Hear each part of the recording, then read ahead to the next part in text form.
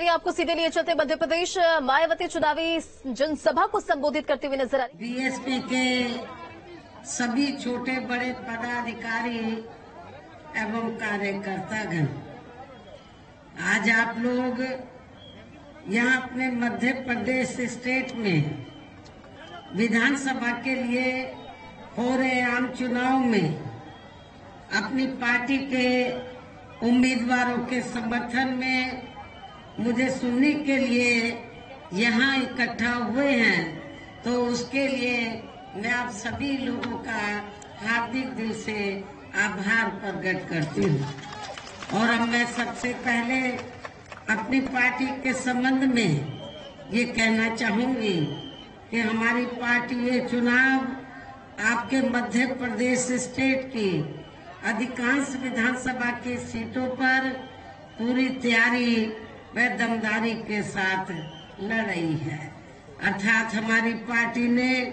इस चुनाव में यहाँ केवल गोंडवाना गणतंत्र पार्टी को छोड़कर अन्य किसी भी पार्टी के साथ किसी भी प्रकार का कोई चुनावी समझौता आदि नहीं किया है।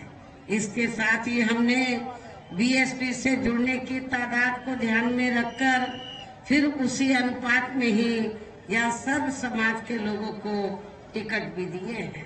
लेकिन अब मैं इस हो रहे विधानसभा चुनाव में आप लोगों का ध्यान अपनी पार्टी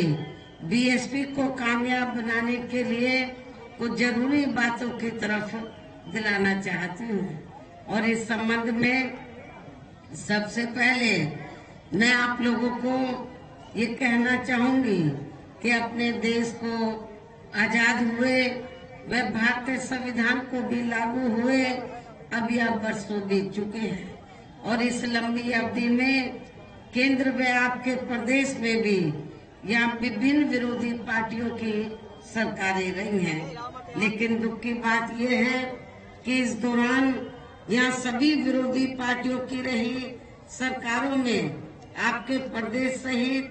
पूरे देश में भी सर्व समाज में से विशेषकर दलितों, आदिवासियों, पिछड़े वर्गों, मुस्लिम व अन्य धार्मिक अल्पसंख्यकों के साथ साथ गरीबों, मजदूरों, किसानों, छोटे व्यापारियों एवं अन्य मेहनतकश लोगों का भी पूर्ण रूप से विकास व उत्थान आदि नहीं हो सका है। जिनकी सरकारों की नीतियों को व कार्यशैली को अभी ने और ज्यादा आजमाने की जरूरत नहीं है। और इस मामले में खासकर मैं दलितों, आदिवासियों व अन्य पिछड़े वर्गों के लोगों को ये भी बताना जरूरी समझती हूँ कि इन्हें परम पूज्य बाबा साहब डॉक्टर भीमराव अम्बेडकर के कड़े संघर्ष एवं अथक प्रयासों से भारतीय संविधान के तहत मिले कानूनी अधिकारों में से खासकर सरकारी नौकरियों में जो आरक्षण की सुविधा मिली है, तो उसे भी यहाँ शुरू से ही इन वर्गों के प्रति हीन व जातिवादी मानसिकता रखने वाली सभी विरोधी पार्टियों की रही सरकारें प्रभावहीन बनाने में तथा इसे अब धीरे धीरे खत्म करने की भी पूरी कोशिश में लगी हुई है। यही मुख्य वजह है कि देश में आजादी के बाद व शुरू में केंद्र व अधिकांश राज्यों में भी काफी लंबे समय तक सत्ता में आसीन रही कांग्रेस पार्टी ने और अब पिछले कुछ वर्षों से केंद्र एवं काफी राज्यों में भी बीजेपी व अन्य विरोधी पार्टियों की भी रही सरकारों ने इनका यह आरक्षण का कोटा अभी तक भी पूरा नहीं किया है।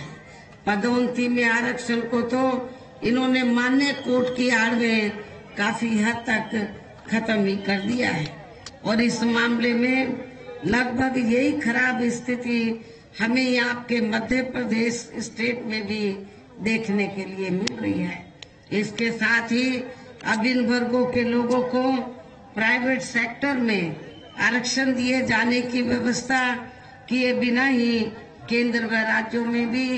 ज्यादातर सरकारी कार्य यहाँ प्राइवेट सेक्टर के जरिए ही देश के अधिकांश बड़े बड़े पूंजीपतियों व धन्ना सेठों को ही दिए जा रहे हैं, जिसके कारण अब पूरे देश में इन वर्गों के लोगों को आरक्षण का बहुत कम ही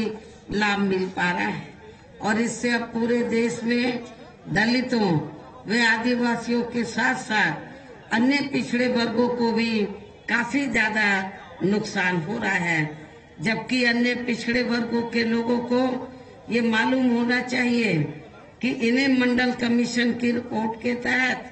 आरक्षण की ये सुविधा केंद्र में कांग्रेस पार्टी की रही सरकार में नहीं मिली है,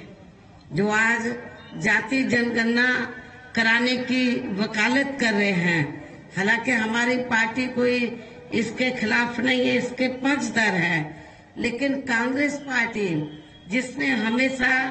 दलितों, आदिवासियों और खासकर पिछड़े वर्गों के लोगों का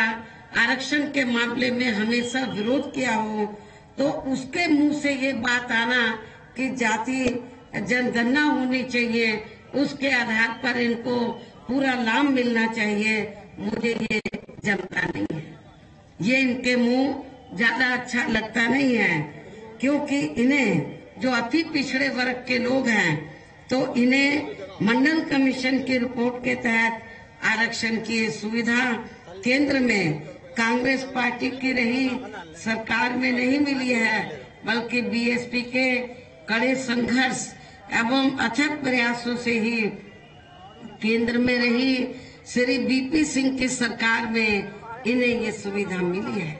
जिसका अब यहाँ जातिवादी विरोधी पार्टियों की सरकारें इन्हें पूरा लाभ नहीं दे पा रही हैं। इसके साथ ही श्री बीपी सरकार में इन वर्गों के मसीहा बाबा साहब डॉक्टर भीमराव अम्बेडकर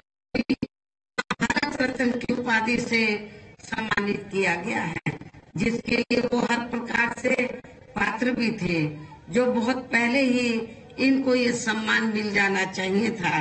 जिसके लिए विशेषकर कांग्रेस पार्टी प्रमुख तौर से जिम्मेवार व कसूरवार भी है। कसूरवार और जिम्मेवार इसलिए है क्योंकि अंग्रेजों के जाने के बाद शुरू में लंबे अरसे तक कांग्रेस पार्टी केंद्र में सत्ता में लगातार रही है। हमारे लोग मांग करते रहे कि बाबा साहब डॉक्टर अम्बेडकर को भारत रत्न की उपाधि से सम्मानित किया जाना चाहिए, लेकिन कांग्रेस ने बाबा साहब डॉक्टर अम्बेडकर को भारत रत्न की उपाधि से सम्मानित नहीं किया। क्या ऐसी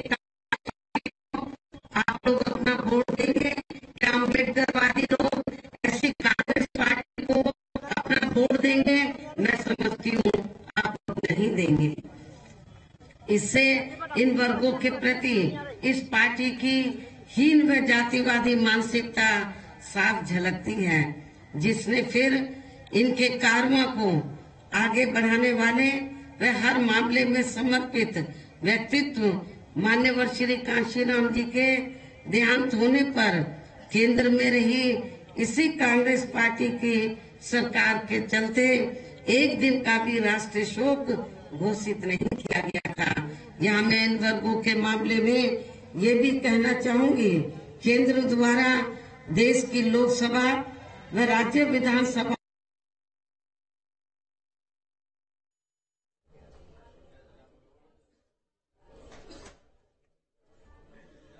एमपी के दतिया में बीएसपी अध्यक्ष मायावती आपको नजर आ रहे होंगे और जहां पर लोगों को संबोधित करते हुए नजर आ रही हैं। मध्य प्रदेश दौरे पर है बीएसपी अध्यक्ष मायावती और जो भी अनेकों नियम